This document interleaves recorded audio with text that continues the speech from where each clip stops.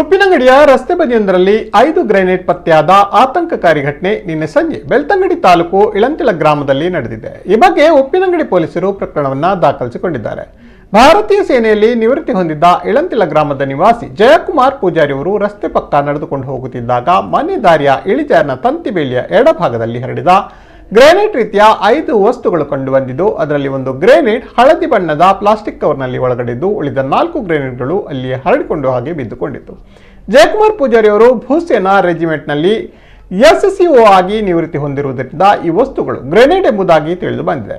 ಈ ಗ್ರೆನೇಡ್ಗಳನ್ನು ಕಾಡು ಪ್ರಾಣಿಗಳು ಅಥವಾ ಇತರ ಪ್ರಾಣಿಗಳು ಬೇರೆಡೆಗೆ ಕಚ್ಚಿಕೊಂಡು ಹೋಗಿ ಸಾರ್ವಜನಿಕರಿಗೆ ಅಪಾಯವಾಗಬಹುದೆಂಬುದನ್ನು ಅರಿತ ಅವರು ಮನೆ ಅಂಗಳದ ಮೂಲೆಯಲ್ಲಿಟ್ಟು ಪೊಲೀಸರಿಗೆ ಮಾಹಿತಿ ನೀಡಿತು. ಈ ಗ್ರೆನೇಡ್ ವಸ್ತುಗಳನ್ನು ಅಪರಿಚಿತ ದುಷ್ಕರ್ಮಿಗಳು ಬರುವ ದಾರಿಯಲ್ಲಿ ಹಾಕಿದ್ದು, ಕೃತ್ಯ ಮಾಡಿದವರ ವಿರುದ್ಧ ಸೂಕ್ತ ಕಾನೂನು ಕ್ರಮ ಕೈಗೊಳ್ಳಬೇಕೆಂದು ಅವರು ಆಗ್ರಹಿಸಿದ್ದಾರೆ.